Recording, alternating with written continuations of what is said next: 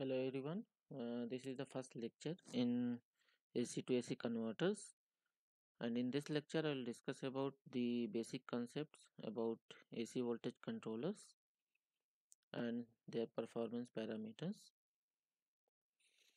So AC voltage controllers actually uh, they are employed to vary the RMS value of the alternating voltage applied to a load circuit.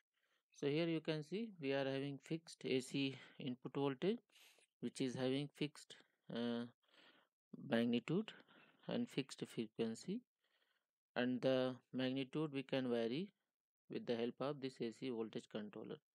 Here you can see that the output RMS voltage actually we can control, but the frequency you can see here it is fixed. So we can vary this RMS value of the output voltage by two method. One is on off control method, or also called as integral duty cycle control, and also we can vary this RMS output voltage with the help of phase control, where we can have anti-parallel thyristors, and by changing the triggering angle alpha of the thyristors we can change the uh, RMS value of the output voltage. Okay. So there are different types of AC voltage controllers. They are broadly classified as single phase AC controllers, three phase AC controllers. So single phase actually we are having fixed input, that is of 230 volt RMS at 50 hertz, and for three phase AC supply we are having line to line RMS voltage, that is 400 volt at 50 hertz. Similarly, we can have single phase half wave AC voltage controller, full wave AC voltage controllers, like that. So there are certain applications of AC voltage controllers, like in lighting, in domestic heating, okay, and also in tap transformer type changing, speed control of induction motor. So by controlling the applied voltage to the armature of the motor, we can actually control its speed, like uh, also in AC magnet controls. So these are certain applications of AC voltage controllers. Mostly they are used in induction heating and speed control of induction motors. So this is the first method, that is on off control or integral cycle control. So here you can see this is the single phase integral cycle control AC voltage controllers. So input we are having RMS value of Vs, and it is supplying RMS current Is. So this is the input side, and this is the output side. We are getting output RMS voltage and output RMS current, and it is supplying to a resistive load. Here you can see we are having this AC voltage controller. So between input and output we are interfacing one AC voltage controller. Okay. So here you can see we are having anti-parallel thyristor. Okay. So for positive cycle, this thyristor uh, will be triggered and it will be conducting. For negative cycle of the input, this T2 will be triggered and it will take the current. Okay, so it will be conducting. So in on off control, basically some of the input cycle will pass to the output, and some of the input cycles will be blocked. That means it will not pass to the load. Okay, so by changing the number of cycles that actually pass to the load, by controlling that, we can control the RMS value of the output voltage. Okay, so here you can see we are having this input. Okay, now this is sinusoidal waveform. So here you can see n number of cycles we are actually passing to the load, and m number of cycles we are blocking. Okay, so you can see here that m cycles we have blocked and n cycles actually we have passed to the load. Okay, so from this you can see, so here for positive cycle we have to trigger T1. So you can see the gate pulse to this thyristor T1 is given at this instant of time. So this cycle, positive half cycle, will pass to the load. Similarly, for negative half cycle, we have to turn on T2. Okay. So this thyristor, actually there will be natural commutation. You can see here the output current pass to the zero. So we know that whenever thyristor current becomes zero, it will turn off.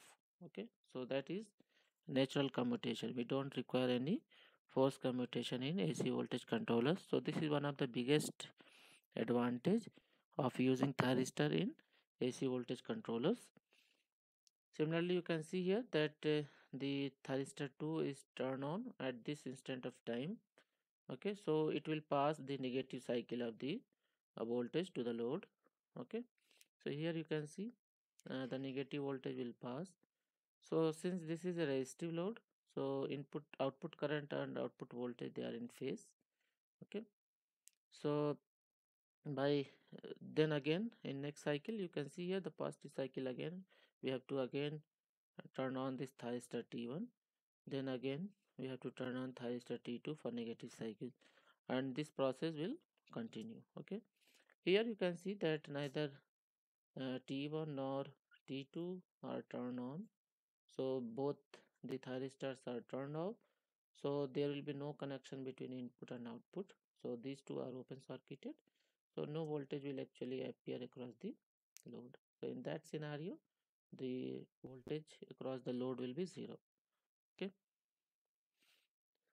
so if we define the input voltage to be root 2 Vs sin omega t, where Vs is the RMS value, so RMS value multiply by root 2 will give the maximum value.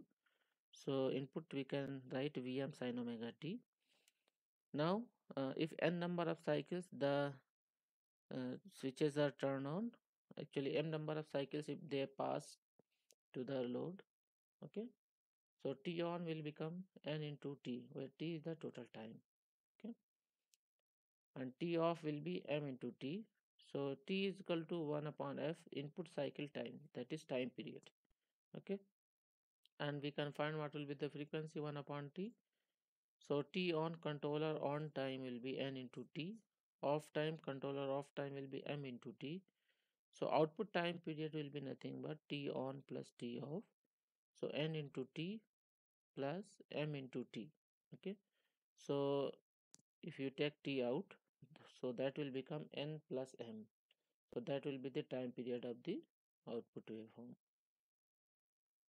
So now we can calculate certain parameters, like if you want what will be the value of output RMS voltage.